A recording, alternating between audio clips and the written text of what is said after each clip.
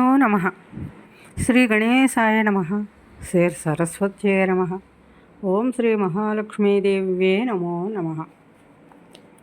గంధద్వారం దురాదర్శం నిత్యపుష్టం కరేషిణీం ఈశ్వరీగం సర్వభూతానాం తామిహోపాహ్వయే శ్రియం. గంధం చేత పరిమళిస్తున్నదియో, ఎట్టివారి చేతను తిరస్కరించబడినదియో, సర్వకాలములలో పైరులతో పంటలతో బలము కలదియు, పశు సంపదను సమృద్ధిగా కలిగి ఉన్నది. సమస్త భూతాలకు ఆధారమైన భూమియే స్వరూపంగా గల శ్రీ మహాలక్ష్మిని ఆహ్వానిస్తూ ఉన్నాను అని అందరూ పూజిస్తారు, నమస్కరిస్తారు, తమ ఇంటికి విచ్చేయమని ఆహ్వానిస్తారు.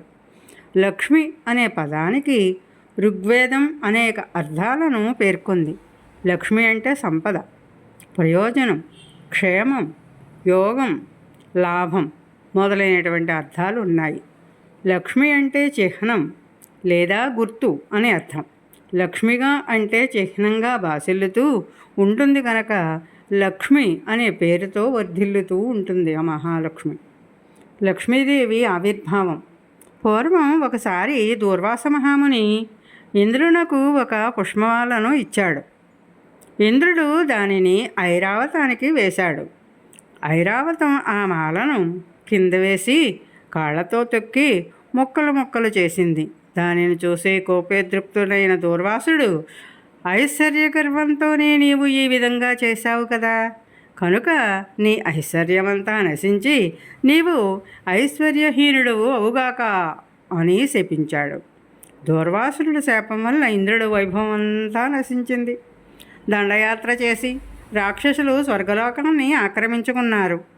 దీనితో దేవేంద్రుడు బ్రహ్మదేవుని వద్దకు వెళ్ళి వరపెట్టుకొనగా, బ్రహ్మదేవుడు ఇంద్రాది దేవతలతో శ్రీ మహావిష్ణువు వద్దకు వెళ్ళి విషయాన్ని వివరించి దేవతలు స్వర్గలోకాన్ని తిరిగి పొందే మార్గాన్ని చెప్పమని కోరాడు.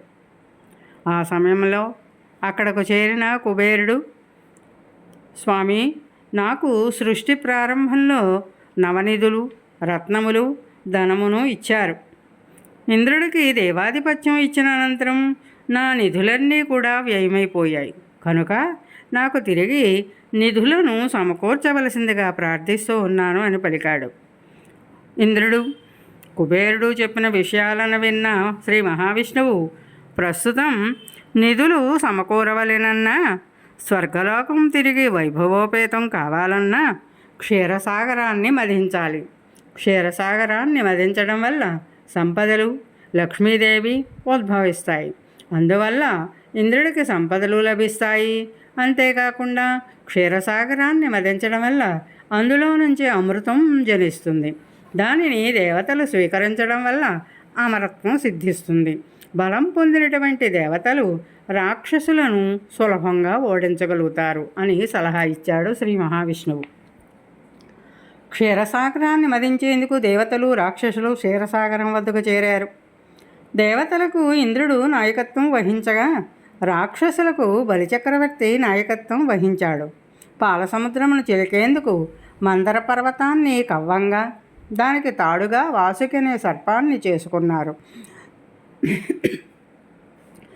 మందర పర్వతాన్ని పాలసముద్రంలోనికి దించగానే పర్వతము పట్టు తప్పి పడిపోయింది.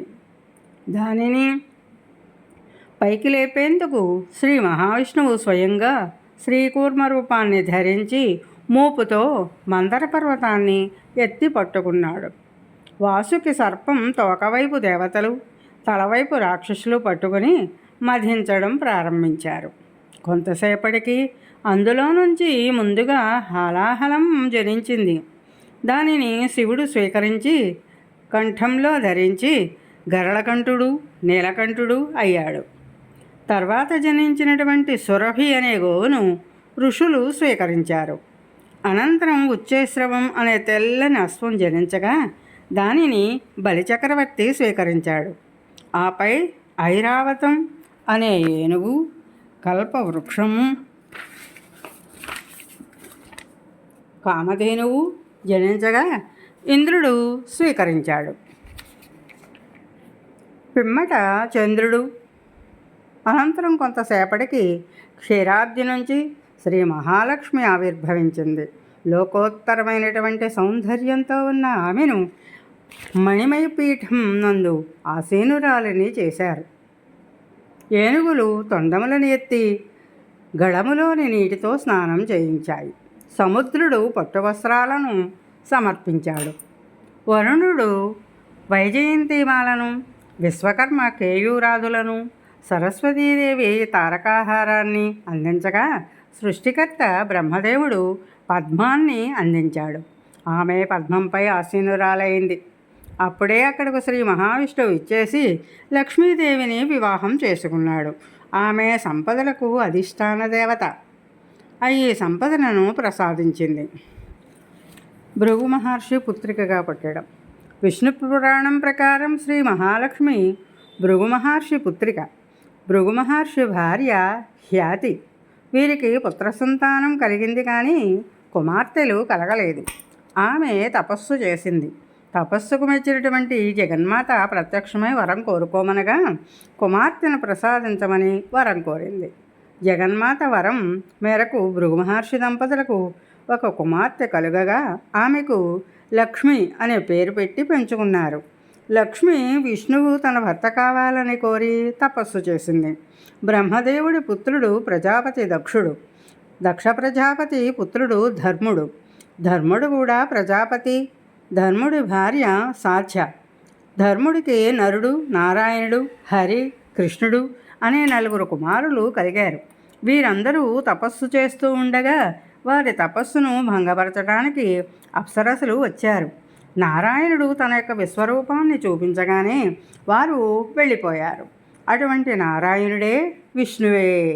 విష్ణువు భర్త కావాలని తపస్సు చేస్తూ ఉన్న లక్ష్మీదేవి తపస్సుకు మెచ్చి నారాయణుడు ప్రత్యక్షమై ఏదైనా వరం కోరుకోమన్నాడు. విష్ణువు భర్తగా కావాలని కోరింది. అందుకు నారాయణుడు నేనే విష్ణువును అని పలుకగా మీ విశ్వరూపం చూపిస్తే నేను మిమ్ములను నమ్ముతాను, వివాహం చేసుకుంటాను అని సమాధానమిచ్చింది. నారాయణుడు విశ్వరూపాన్ని చూపించాడు. లక్ష్మీదేవి వివాహానికి అంగీకరించింది. దేవేంద్రుడు మధ్యవర్తిగా, ధర్ముడు పురోహితుడిగా వివాహం జరిపించారు. ఈ విధంగా లక్ష్మి మహావిష్ణువుని వివాహం చేసుకుని సంపదలకు అధిపతి అయినట్లు విష్ణు పురాణం చెబుతోంది. భక్త సులభురాలు అమ్మ. సంపద ఐశ్వర్యానికి ప్రతీకైన లక్ష్మీదేవి నివసించే ఇల్లు అమృత పదం. ఆమె చూపు ప్రసరిస్తే చాలు సంపదలు కలుగుతాయి. ఆమె చిరునవ్వు సమస్త దుఃఖాలను హరింపజేసి ఆనందాన్ని వర్షింపచేస్తుంది. అందుకు తార్కాణాలెన్నో. కనకదారాస్తవం. పూర్వం శంకరాచార్యుల వారు ఒక నిరుపేద ఇంటికి భిక్షాటనకు వెళ్ళారు. అతిథికి ఆతిథ్యం ఇవ్వలేని ఆ ముత్తైదువ తన దురదృష్టానికి, పేదరికానికి దుఃఖిస్తూ ఇల్లంతా వెదికి దొరికినటువంటి ఒక ఎండిపోయినటువంటి ఉసిరికాయను తీసుకువచ్చి భిక్షగా శ్రీ ఆదిశంకరాచార్యుల వారికి సమర్పించింది. ఆమె పేదరికాన్ని, దుఃఖాన్ని చూసిన శంకర భగవత్పాదుల వారు కనకధారా స్తోత్రం గానం చేశారు. అంగం హరే పులకభూషణమాశ్రయంతే మాంగళ్యదాస్తు మమ మంగళదేవతాయాః అని మొదలుపెట్టి కనకధారాస్తవం గానం చేశారు. అంతే. ఆ ఇంట లక్ష్మీదేవి ప్రసన్నురాలై బంగారు ఉసిరికాయల వర్షం కురిపించింది.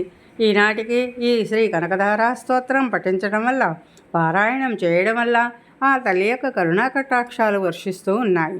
లక్ష్మీ స్తోత్రం. పూర్వం ఒకసారి దేవేంద్రుడు నమస్తే సర్వలోకానాం జనని విష్ణువక్షస్థలసితాం అని ప్రారంభించి లక్ష్మీదేవిని స్తుతించగా సంతోషించినటువంటి లక్ష్మీదేవి ప్రసన్నమై ఏదైనా వరం కోరుకోమంది. ఈ స్తోత్రము ఎవరైతే పఠిస్తారో వారిని కటాక్షించమని ఇంద్రుడు కోరాడు. దానికి లక్ష్మీదేవి సమ్మతించింది.